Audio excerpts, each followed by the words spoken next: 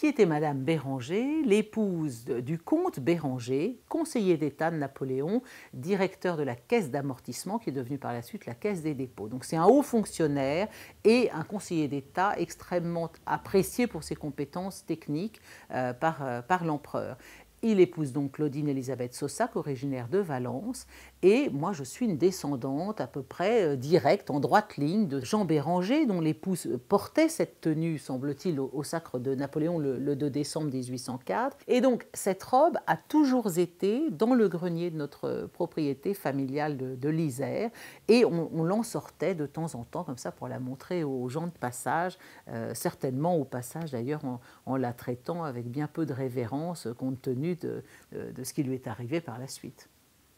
Donc c'est une robe de l'époque Empire avec une coupe typique de cette période, donc une poitrine qui est assez haute, une jupe effasée qui part juste en dessous de la poitrine, des manches ballons qui sont en plus ornées de petits volants supplémentaires et un décolleté assez ouvert. Donc elle est faite d'un tulle de soie écrue, complètement rebrodé d'un petit décor représentant des rubans noués. Ce décor brodé est constitué de lames métalliques dorées, qui sont en fait un alliage cuivre et or, et qui sont de deux types, des lames lisses et des lames gaufrées, ce qui fait quand on se penche sur le détail de ces broderies, on peut vraiment en apprécier la finesse. Cette robe n'a pas toujours été conservée dans des conditions muséales, donc elle a malgré tout souffert et elle présente maintenant des dégradations structurelles assez importantes.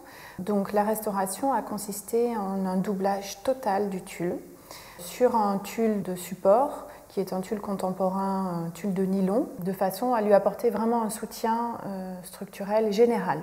En plus de ce doublage, avec donc des lignes de fixation à intervalles réguliers, toutes les zones vraiment dégradées, donc présentant des fentes, des lacunes ou des trous, ont été vraiment stabilisées par ce qu'on appelle nous des points de restauration que l'on réalise avec des fils d'organzin de soie qui sont des fils très fins, teints sur mesure par nos soins et qui viennent vraiment plaquer toutes les parties abîmées du tissu sur le support. Il y avait par endroits des gros manques du tulle d'origine qui gênaient la lisibilité de cet objet. Donc on a fait le choix par endroits de faire des incrustations d'un tulle de soie récent pour essayer de combler visuellement ces manques. Évidemment, à l'occasion du sacre, la comtesse Béranger portait la robe et la traîne. Mais il s'avère que la traîne qui est nouée sous la poitrine vient appuyer sur une des zones les plus fragiles de la robe.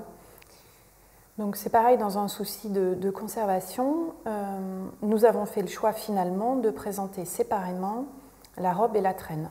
Donc on aura deux mannequins identiques, deux fonds de robe facsimilés identiques, et d'un côté la robe, de l'autre la traîne. L'idée étant que le visiteur puisse faire ce travail d'association mentalement.